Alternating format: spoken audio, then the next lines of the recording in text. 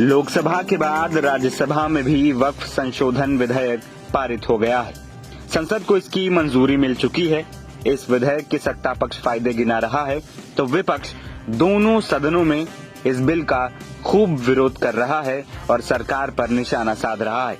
इस कड़ी में समाजवादी पार्टी के मुखिया अखिलेश यादव पहले ही लोकसभा में इसका खुलकर विरोध कर चुके हैं। तो अब वक्फ बिल को लेकर पहली बार बसपा सुप्रीमो मायावती की भी प्रतिक्रिया आई है।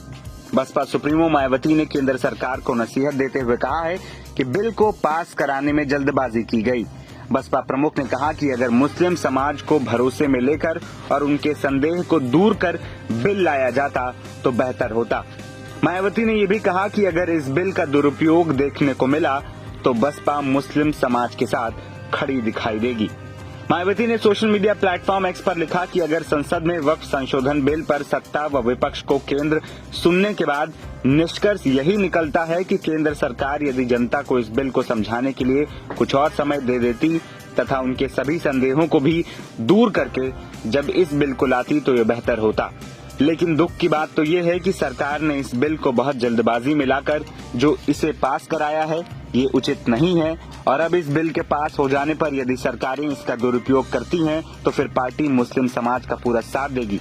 अर्थात ऐसे में इस बिल से पार्टी सहमत नहीं है।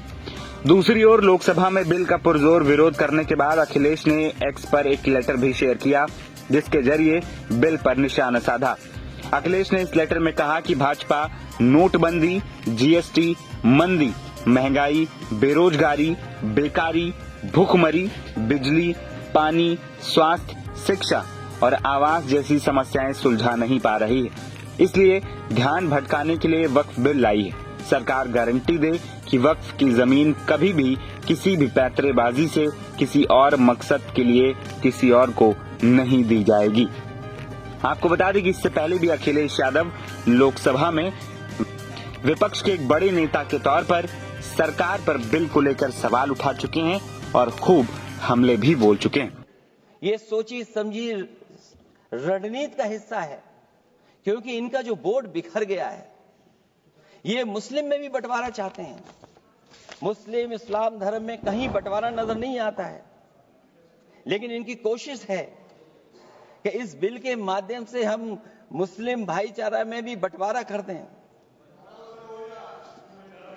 बंटवारा तो पीडीए करेगा अभी।